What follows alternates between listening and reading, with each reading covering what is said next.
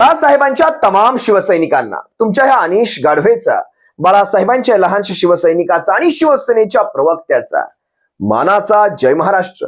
आपण टायटल अगदी बरोबर वाचलात. धर्मवीर पार्ट 2. धर्मवीर पार्ट 2 मध्ये ते नेमके कोणते 30 प्रसंग आहेत जे तुम्हाला पाहायला मिळणार आहेत. ते सर्व प्रसंग एका मागोमाग एक मी तुमच्या सर्वांसमोर दाखवेलच. पण त्या अगोदर धर्मवीर पार्ट 1 मध्ये नेमकं काय घडलं होतं हे तुमच्या सर्वांसमोर येणं गरजेचं आहे. धर्मवीर पार्ट 1 आपण सर्वांनी पाहिलं असेल. त्या काळात शिवसेना एकसंध होती. कशा प्रकारे धर्मवीर पार्ट 1 आणण्यात आला हे सगळं कांड घडायच्या अगोदर शिवसैनिकांनी उत्कंठेपोटी, कारण दिघे साहेबांच्या नावावर चित्रपट येत होता, तुमच्या माझ्या दिघे साहेबांच्या नावावर येत होता, आनंद दिघे साहेबांच्या गुरुवर्यांच्या नावावर चित्रपट येत होता. सारे शिवसैनिक चित्रपट पाहायला गेले. ज्यावेळेस शिवसैनिकांनी हा चित्रपट पाहिला, सगळ्यांच्या मनामध्ये एक संशयाची पाल चुकचुकली की काहीतरी अभद्र घडणार नक्की आहे. कारण ज्या प्रकारे धर्मवीरांच्या ह्या चित्रपटामध्ये, दिघे साहेबांच्या चित्रपटामध्ये दिघे साहेबांपेक्षाही जास्त फोकस एकनाथ शिंदेवर करण्यात आला, त्याच वेळेस सर्व शिवसैनिकांच्या मनामध्ये पाल चुकचुकली होती की काहीतरी अभद्र घडणार आहे. या चित्रपटाच्या आडून, दिघे साहेबांच्या प्रतिमेच्या आडून स्वतःचं कोणीतरी मार्केटिंग करायचा प्रयत्न करतोय हे साऱ्या महाराष्ट्राने ओळखून घेतलं होतं. काहीतरी अभद्र घडणार होतं आणि नेमकं तेच घडलं. या चित्रपटाच्या आडून, दिघे साहेबांच्या प्रतिमेच्या आडून, दिघे साहेबांच्या नावाच्या आडून महाराष्ट्रभर स्वतःचं नाव पोहोचवण्याचा हा एक धंदा केला गेला होता.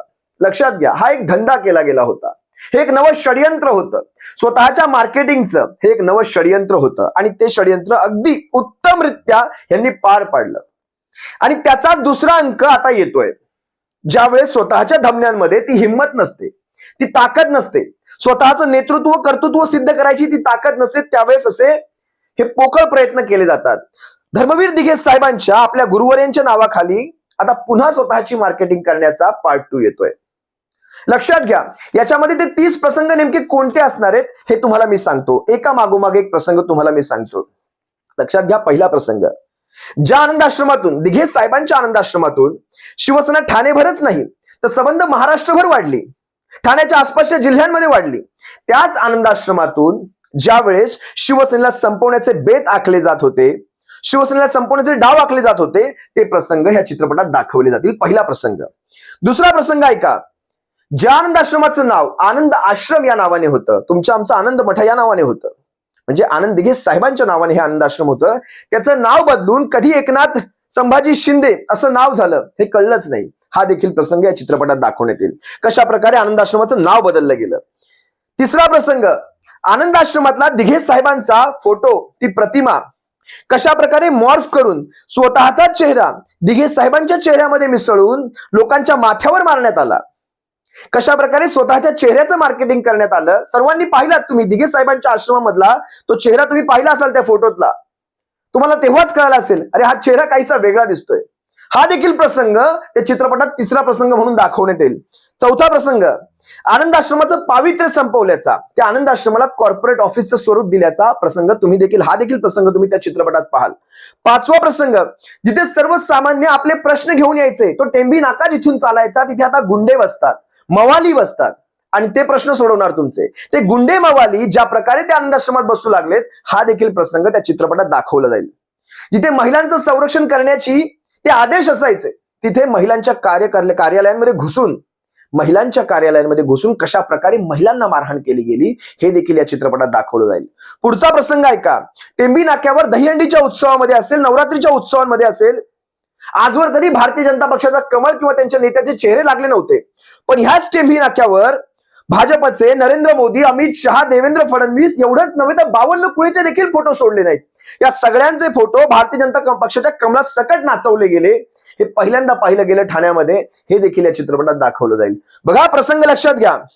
ठाण्यात भाजपला कसा पसारा मांडू दिला, कशा प्रकारे ठाण्यात भाजपला हातपाय पसरण्यास मोकळं रान तयार करून दिलं, हा देखील प्रसंग या चित्रपटात दाखवण्यात येईल. लक्षात घ्या शिवसैनिकांना, मला काय सांगायचंय लक्षात घ्या. कसं दिघे साहेब बघा, तुम्ही बघा कशा प्रकारे तुम्ही नारळ वाढवलेल्या शाखांवर, ज्या शाखांच्या पुढे उद्घाटनाच्या वेळेस तुम्ही नारळ फोडले, त्या शाखांवर बुलडोजर चालतानाचा प्रसंग या चित्रपटांमध्ये दाखवण्यात येईल. कशा प्रकारे भाजप पुरस्कृत ते बुलडोजर चालत होते आणि कशा प्रकारे तुमची माणसं ही गद्दार रूपी माणसं कशा प्रकारे तिथे उभी राहून तो सारा प्रकार पाहत होती, हे सारे या चित्रपटात दाखवण्यात येईल. दिघे साहेब पहा, तुम्ही खेचून आणलेलं या भारतीय जनता पक्षाच्या नरडीमध्ये हात घालून, भारतीय जनता पक्षाच्या नरडीमध्ये हात घालून ठाणे लोकसभेची जागा आपल्याकडे घेतली गेली होती. दिघे साहेब, ती ठाणे लोकसभेची जागा पुत्रप्रेमापोटी या भारतीय जनता पक्षाच्या घशात पुन्हा घातली गेली. हा प्रसंग देखील या चित्रपटात दाखवण्यात येईल. बघा शिवसैनिकांनो, एकेका प्रसंगाचा तुम्ही विचार करा. मी काय सांगतो याचा विचार करा. पुढचा प्रसंग ऐका. दसरा मेळाव्यात तुम्ही सबंध मुंबईच्या आसपास, ठाणे असेल, भाईंदर असेल, नवी मुंबई असेल, तिथे बाळासाहेबांच्या आविर्भावात स्वतःच्या अशा हात करून जे फोटो टाकले गेले होते, बाळासाहेबांना कॉपी केलं गेलं होतं, ते सारे बॅनर ह्या चित्रपटात दाखवले जातील. तुम्ही पाहिलं असाल राजस्थानच्या त्या निवडणुकीच्या प्रचारामध्ये कशा प्रकारे हिंदुहृदय सम्राट ही पदवी वापरली गेली. स्वतःच्या नावाखाली हिंदुहृदय सम्राट एकनाथ संभाजी शिंदे हे देखील या चित्रपटात दाखवलं जाईल. प्रसंग ऐका, आणखी पुढे प्रसंग ऐका. त्यानंतर मराठा समाजाला फसवण्यामध्ये कशा प्रकारे नागपूरकरांना कशा प्रकारे मदत केली गेली आणि शिवसेनेच्या त्या मुखवट्या खाली केली गेली. शिवसेनेच्या अधिकृत नावाचा, धनुष्याच्या अधिकृत नावाचा तो मुखवटा घालण्यात आला आणि त्यानंतर या नागपूरकरांना मराठ्यांना फसवण्यामध्ये मदत केली गेली. हे देखील या चित्रपटामध्ये दाखवण्यात येईल. पुढे ऐका. विधानसभेत निर्लज्जपणे हसत हसत ज्यावेळेस भाषण ठोकलं गेलं, पहिलं भाषण, त्यावेळेस या सगळ्या मागचा सूत्रधार कशा प्रकारे नागपूरचे काही टघे आहेत हे दाखवून दिलं आणि खुल्यामध्ये सांगितलं, अगदी निर्लज्जपणे सांगितलं की हे सगळे सूत्रधार आहेत, हे सगळे करते धरते आहेत. आणि उभ्या महाराष्ट्राने ते पाहिलं. त्याच वेळेस महाराष्ट्राच्या मनामध्ये चीड गेली होती. अभिमान स्वाभिमान तर सोडाच, पण लाज लज्जा शरम देखील सगळं सोडून दिलं होतं. उभ्या महाराष्ट्राने पाहिलं ते. पुढे प्रसंग सांगतो तुम्हाला.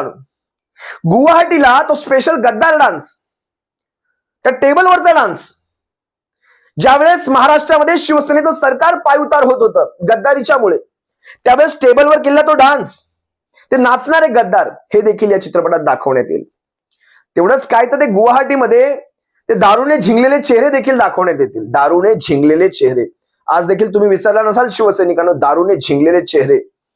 त्यामुळे त्यानंतर गुजरातला पळून जाताना तुम्ही पाहिलात, महाराष्ट्रातून जशी विधान परिषदेची निवडणूक संपली, कशा प्रकारे एक एक आमदार गुजरातला पळत होता. भारतीय जनता पक्षाच्या शासित राज्यांमधून हे आमदार पळत होते. गुजरातच्या पोलीस संरक्षणामध्ये हे आमदार बसले होते आणि शल्य ह्या गोष्टीचा आहे, खंत ह्या गोष्टीचे आहे, हे आमदार शिवसेना नावाच्या पक्षाचे होते. धनुष्यावर निवडून आलेले हे आमदार होते आणि गुजरात पोलिसांच्या संरक्षणामध्ये बसले होते. तिथून गुजरातला पळून जाण्यानंतर हा देखील प्रसंग दाखवण्यात येईल. त्यानंतर तिथून गुवाहाटीचा प्रवास, ते देखील गुजरात बीजेपी शासित राज्य, भारतीय जनता पक्ष शासित राज्य, तो देखील प्रवास दाखवण्यात येईल. तिथे दारूने झिंगलेले चेहरे मी तुम्हाला सांगितले, ते डान्सही सगळं दाखवले. तिथून गोवा हा सारा भाजप शासित राज्यांचा हा सारा प्रवास दाखवण्यात येईल ह्या चित्रपटामध्ये. तिथून पुढचा प्रसंग ऐका.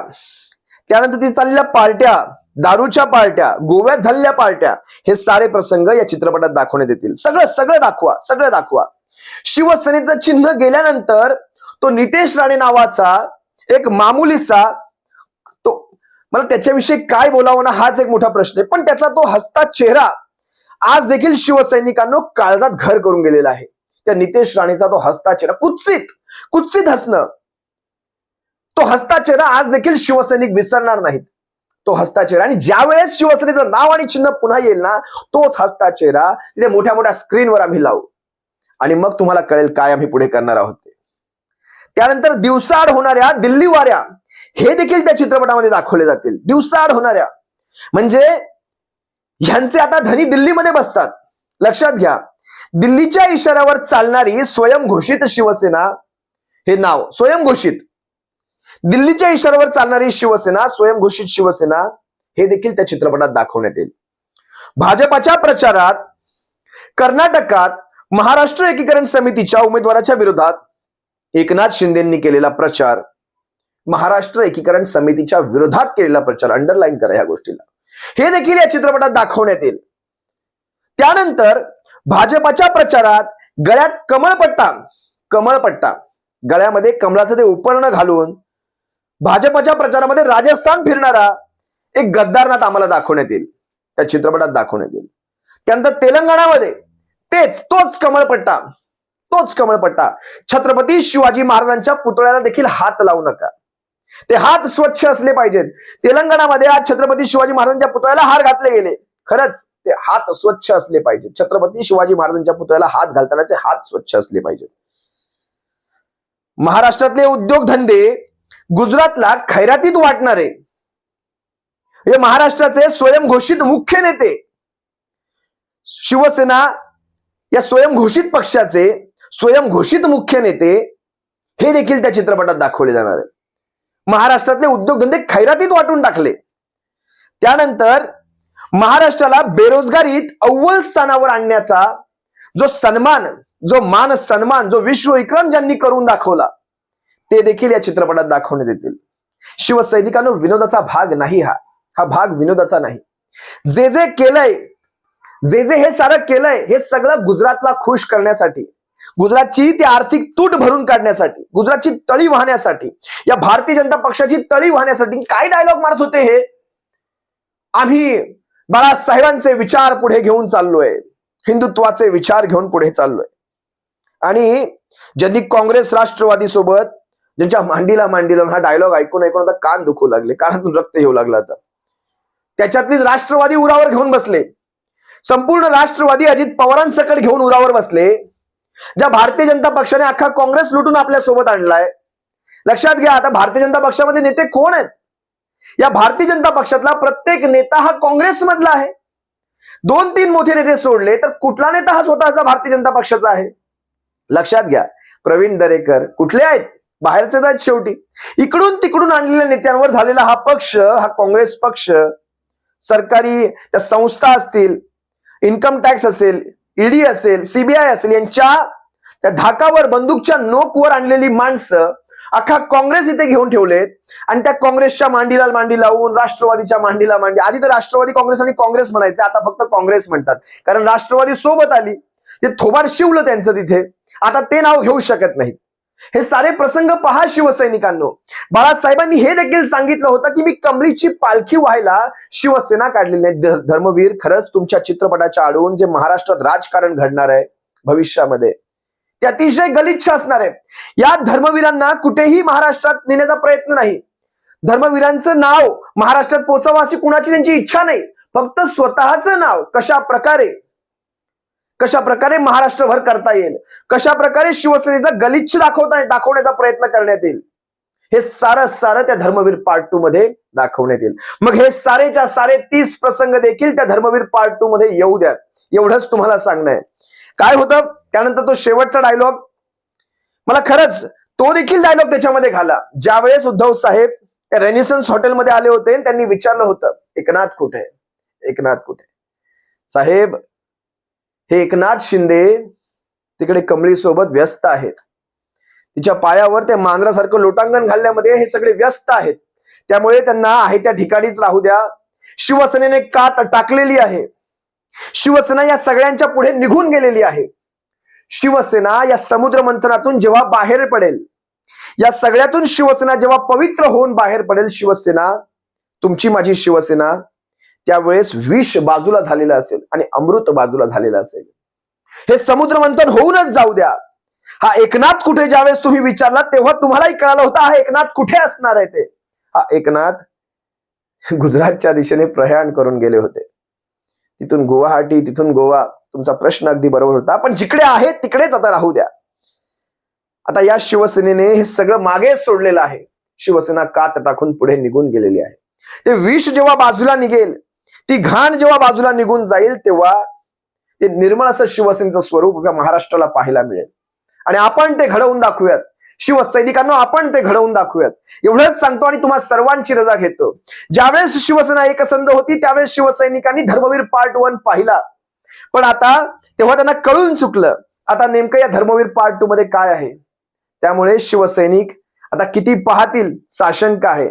खंत या गोष्टीची वाटते, ज्या चित्रपटाचं नाव माझ्या धर्मवीरांच्या नावाने आहे, आमच्या आनंद दिघे साहेबांच्या नावाने आहे, त्यांच्या नावाच्या चित्रपटाचा वापर करून अशा प्रकारे स्वतःची मार्केटिंग करणं हे एखाद्याला खरंच मनात थोडीशी लाज लज्जा किंवा शरम असायला हवी होती. हे सगळं करताना स्वतःच्या गुरूंचं नाव अशा प्रकारे वापरताना थोडीशी लाज लज्जा शरम असायला हवी होती. तुम्हा सर्व शिवसैनिकांची रजा घेतो. सप्रेम जय महाराष्ट्र. बाळासाहेबांच्या शिवसैनिकांनो, काळजी घ्या. जय महाराष्ट्र.